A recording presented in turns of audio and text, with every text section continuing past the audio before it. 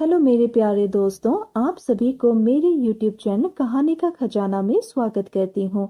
I hope आप सभी लोग खुश होंगे, स्वस्थ होंगे। चलिए दोस्तों, आज आप सबको मैं एक नई कहानी सुनाती हूँ। दोस्तों, मेरी जो भाभी थी वो बेहद ही खूबसूरत थी। भाभी और मैं बहुत ही अच्छे दोस्त बन गए थे।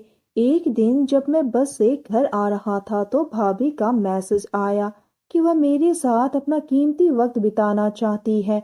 मैं भाभी का मैसेज पढ़कर थोड़ा हैरान हो गया कि वह किस तरह की बातें कर रही है।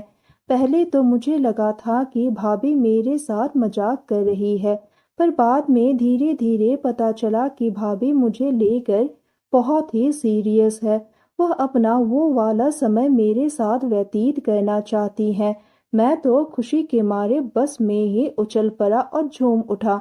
मैंने भाभी के प्रस्ताव को स्वीकृति दी और यस डार्लिंग कहकर रिप्लाई दिया।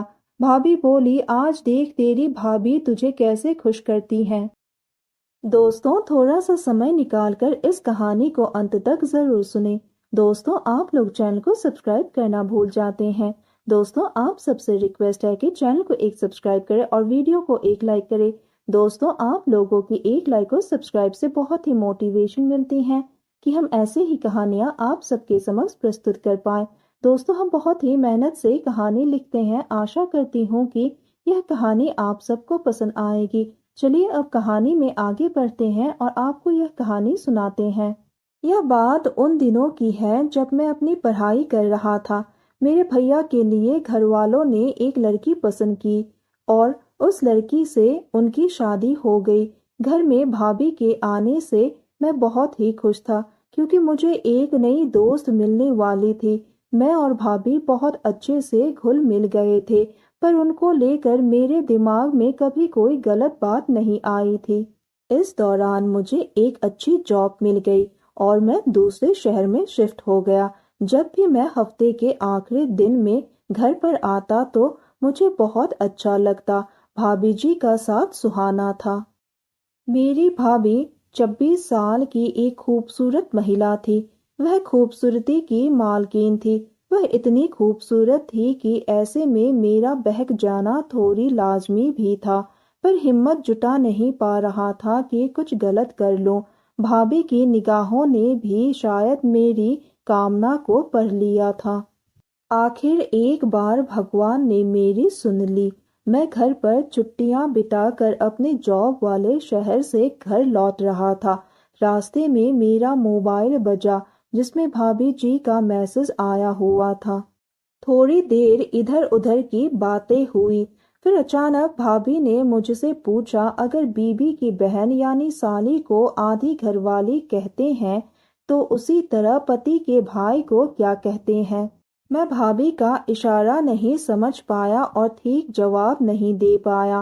भाभी ने जोर देकर पूछा तो मैं ऐसे ही बता दिया कि आधा घरवाला होता है।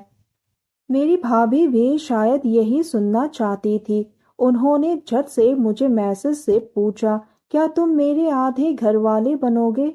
सच बताऊं दोस्तों तो मेरी तो लॉटरी लग गई थी। मैं यदि सीधे हाँ कर देता तो मेरी पोल भी खुल सकती थी।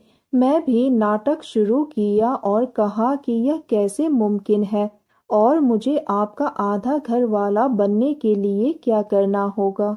भाभी बोली, कुछ नहीं पगले, तुझे तो मुझे खुश करना है। मैं तेरे साथ तेरी गर्लफ्रेंड बनकर रहूंगी। तू जो चाहेगा वो मेरे साथ कर सकता है। तेरे भैया को कुछ पता नहीं चलेगा, यह मेरी गारंटी है। मैं तो खुशी के मारे बस में ही उछल पड़ा। इतनी खूबसूरत भाभी को बाहों में लेने के ख्याल से ही मेरा मन खुशी से झूम उठा। मैं भाभी के प्रस्ताव को स्वीकृति दे रहा था।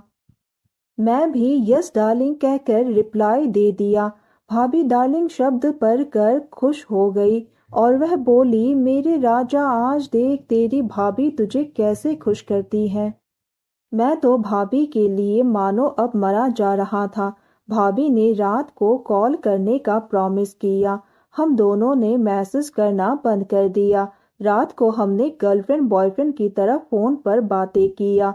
भाभी की बातें सुनकर मैंने मन ही मन उनसे मिलने का प्लान बनाया, वह भी मुझसे इतनी गर्मा गर्म बातें करने के बाद मिलने को बड़ी ही बेताब हो उठी थी।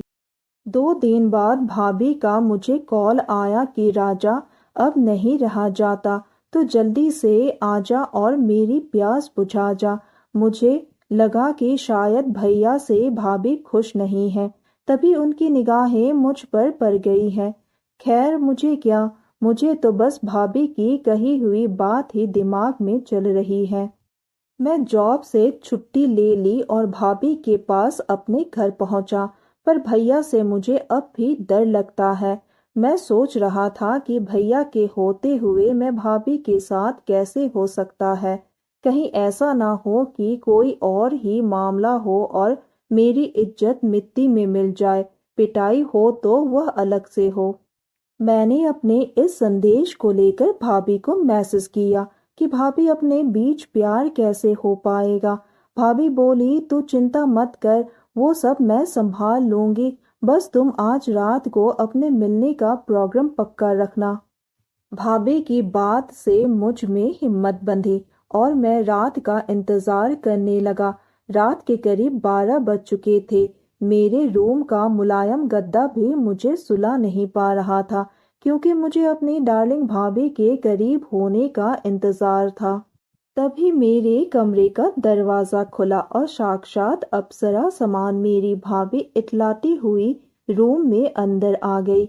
मैं सोचता ही रह गया कि भैया के होते हुए यह कैसे मुमकिन होगा, पर भाभी की जवानी देखकर सब भूल गया और खड़े होकर मैं भाभी को गले से लगा लिया। भाभी तो मुझसे एक कदम आगे निकली। उन्होंने मुझे कस के पकड़ लिया और मुझे किस कर दिया। मुझे बहुत ही अच्छा लग रहा था। क्या बताऊं दोस्तों, मेरा भी मन अब बेताब होने लगा भाभी को प्यार करने के लिए। 10 मिनट तक किस करने के बाद भाभी ने अपने हाथों से मेरे गालों को सहलाया। भाभी का दीदार करके समझो मैं तो पागल सा हो गया था। मैंने आओ देखा ना ताओ, बस मैं भाभी से गले मिल गया और उनसे प्यार भरी बातें करने लगा, जैसे कि वो मेरी पत्नी हो। फिर भाभी बोली मेरे राजा, मैं बहुत ही ज्यादा तड़प रही हूँ, अब तो देर ना करो, जल्दी से मेरी प्यास बुझा दो। तेरे भैया से तो कुछ होता ही नहीं है। मैं समझ गया था कि भाभी की आग को बुझाना भैया की बस की बात नहीं है। मैंने कहा भाभी आप टेंशन मत लो, मैं हूं ना, आप जैसा चाहोगे ठीक वैसा ही होगा। मैं आपके हिसाब से ही सब कुछ करूंगा। इस घर में आप ही मेरी सबसे फेवरेट हो। और उसके बाद फिर हम दोनों एक दूसरे में ऐसे खो गए कि हम दोनों को पता ही नहीं चला कि कब 2 घंटे ऐसे ही बीत गए। मुझे यूं लग रहा था कि अब बस यह रात यहीं पर खत्म हो जाएगी, पर भाभी का मन अभी नहीं भरा था। मुझे तो विश्वास नहीं हुआ था कि आज मेरी किस्मत खुल जाएगी। मैंने भाभी को अपनी बाहों में भर लिया और उनको फिर से किस करने लगा। तो दोस्तों, यह कहानी एक सच्ची घटना पर आधारित है। बस इस कहानी को एक काल्पनिक रूप से तैयार किया गया है। और यह कहानी सुनने के बाद आप सबकी क्या राय है, हमें कमेंट करके जरूर बताइए। और साथ ही इस वीडियो को एक लाइक करें, चैनल को एक सब्सक्राइब करें और नोटिफिकेशन बेल को भी जरूर दबाएं, ताकि अगली अपडेट सबसे पहले आपको मिले। दोस्तों, आपकी एक लाइक और सब्सक्राइब से बहुत ही मोटिवेशन मिलती है कि हम ऐसे ही कहानियां आप सबके समक्ष प्रस्तुत कर पाए। आप सब ने अपना कीमती समय निकालकर इस वीडियो को सुना, इसके लिए आप सभी को धन्यवाद करती हूँ। धन्यवाद दोस्तों।